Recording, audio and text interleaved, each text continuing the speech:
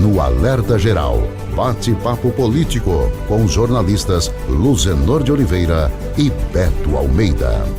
Uma semana considerada de extrema importância na agenda da equipe de transição do governo Lula. A corrida é contra o tempo para a Câmara Federal aprovar nesta semana a PEC do Bolsa Família, mas tem arranhões nos bastidores políticos. As informações para começar essa manhã com a agenda política chegam agora com o repórter Sátiro Salles. Uma semana decisiva na Câmara Federal para os rumos da PEC do Bolsa Família. A proposta de emenda à Constituição PEC, que amplia o teto de gastos do orçamento de 2023 para permitir ao governo Lula pagar o Bolsa Família de R$ 600 e garantir recursos para os programas Farmácia Popular e Minha Casa Minha Vida, passou sem dificuldades pelo Senado. Mas antes de tramitar na Câmara, gera polêmicas e reações de líderes partidários. Muitos deputados fazem restrições ao texto da PEC, por enxergarem a presença do presidente Lula em articulações de bastidores para o fim do orçamento secreto. Boa parte dos deputados federais, sob a liderança do atual presidente da Câmara, Arthur Lira, é a favor da PEC que viabiliza as despesas que o novo governo quer fazer na área social, desde que haja preservação das emendas parlamentares ao orçamento secreto. Liberados sem transparência, os recursos dessas emendas parlamentares estão na mira do STF, que pode julgá-las nesta semana como inconstitucionais. Temeroso de eventuais desgastes para a aprovação da PEC do Bolsa Família, o Comando Nacional do PT caiu em campo para conversar com lideranças do Centrão que não há qualquer vínculo do presidente Lula com a decisão a ser tomada pelo STF sobre o orçamento secreto. Com informações dos bastidores políticos, Sátiro Salles. Vamos aos fatos que marcam esta semana na agenda política. Como bem relatou o Sátiro Salles, o texto da PEC proposta de emenda à Constituição, que amplia o teto de gastos do orçamento da União, já está na Câmara dos Deputados. Neste final de semana, tivemos novas articulações para neutralizar resistências que ainda existem entre líderes partidários. Tudo isso acontece, essa oposição ao texto da PEC, porque os líderes de bancadas não querem que haja mudança na liberação de recursos da União por meio das emendas parlamentares ao chamado orçamento secreto. Nesta semana, temos o julgamento no Supremo Tribunal Federal sobre a legalidade e a constitucionalidade do orçamento secreto. E por que se chama, Marcos Furlan, orçamento secreto? A palavra já diz muito. Secreto porque simplesmente falta transparência sobre o destino e a forma como esse dinheiro das emendas parlamentares como esses recursos são aplicados.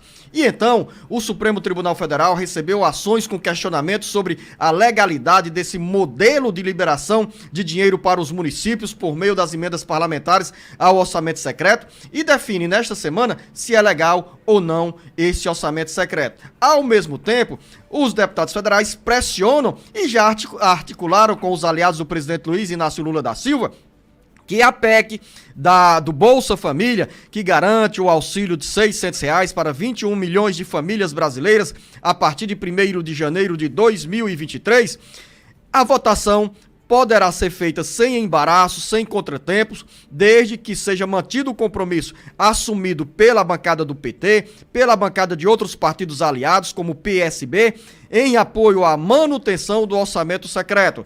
Ao longo dos últimos dias, e especialmente nesse final de semana, lideranças nacionais do PT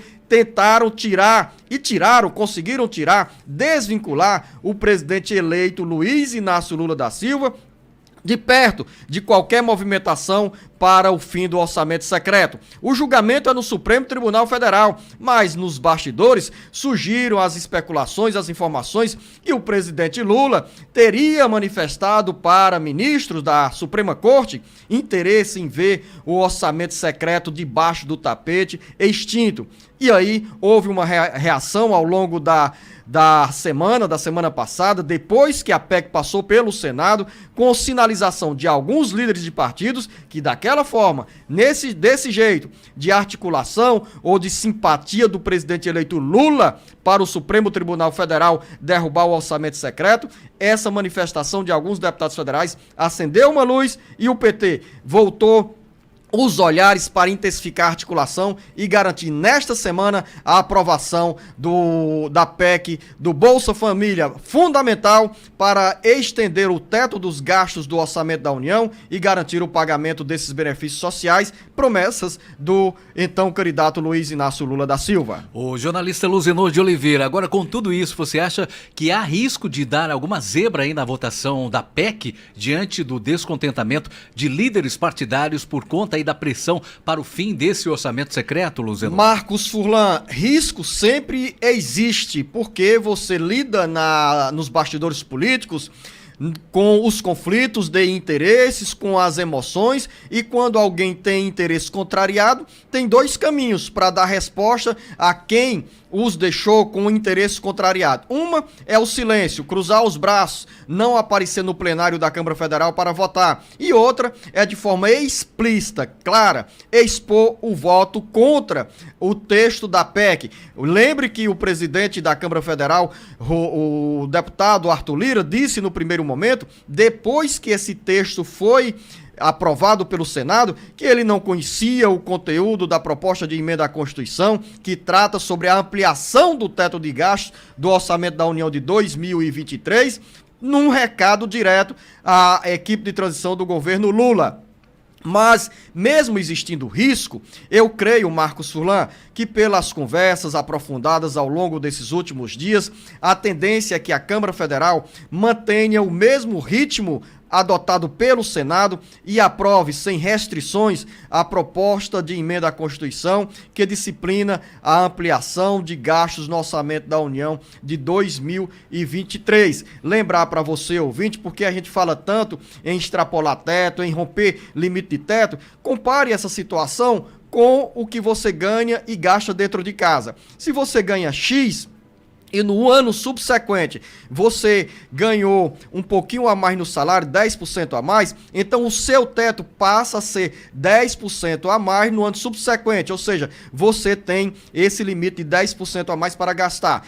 No Congresso Nacional, no governo federal, a regra também é a mesma, ou seja, para o ano subsequente, o reajuste de despesas deve estar vinculado ao índice de inflação. Mas o presidente eleito Luiz Inácio Lula da Silva alegou que pelo engessamento da proposta orçamentária encaminhada ao Congresso Nacional pelo atual governo, era impossível, impraticável, manter alguns programas sociais em funcionamento lá em 2023, como, por exemplo, o pagamento do Bolsa Família de R$600. Então, houve um entendimento entre líderes do Congresso Nacional e a equipe de transição do governo Lula para ampliar esse teto. Ou seja, além do índice de inflação, o novo governo poderá gastar alguns bilhões de reais fora do teto de gastos. E em meio a toda essa agitação, essa movimentação toda aí, hoje é dia de diplomação da chapa Lula-Alckmin, né, Luzenor de Oliveira? Verdade, o Tribunal Superior Eleitoral realiza a partir das 14 horas em Brasília a sessão de diplomação da chapa eleita à presidência da República, que tem o presidente Luiz Inácio Lula da Silva e como vice-presidente Geraldo Alckmin.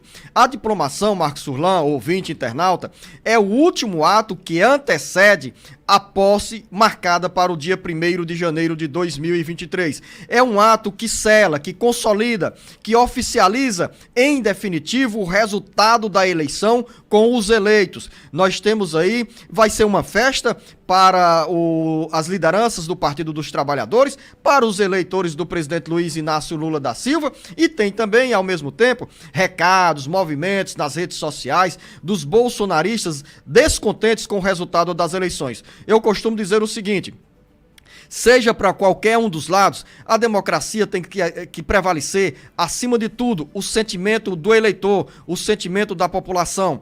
nós tivemos as eleições transparentes, limpas, com a vontade do povo sendo expressa nas ruas e nas urnas no segundo turno, dando a vitória ao então candidato do PT, Luiz Inácio Lula da Silva. O presidente Jair Bolsonaro perdeu a eleição, saiu como uma grande liderança de oposição, embora tenha mantido silêncio até hoje, não reconheceu o resultado da eleição, mas a diplomação hoje, repito, sela o resultado da eleição e a partir desta segunda-feira temos menos de 20 dias para a posse do presidente eleito Luiz Inácio Lula da Silva e a partir do dia 1º de janeiro de 2023 começa um novo ciclo na política brasileira, alimentando esperanças para a maioria dos brasileiros que sejam 4 anos de prosperidade, de decência no emprego, no investimento do dinheiro público, que nós tenhamos um governo sem corrupção e que, se surgirem denúncias de desvio de dinheiro, de finalidade, de postura ética, que os órgãos de fiscalização atuem com rigor para defender, acima de tudo, a lisura na aplicação do dinheiro público. Essa é a nossa expectativa. E eu já chamo o jornalista Beto Almeida para dizer o seguinte: Beto Almeida, tem muito mais daqui a pouco no Bate-Papo Político. Bom dia!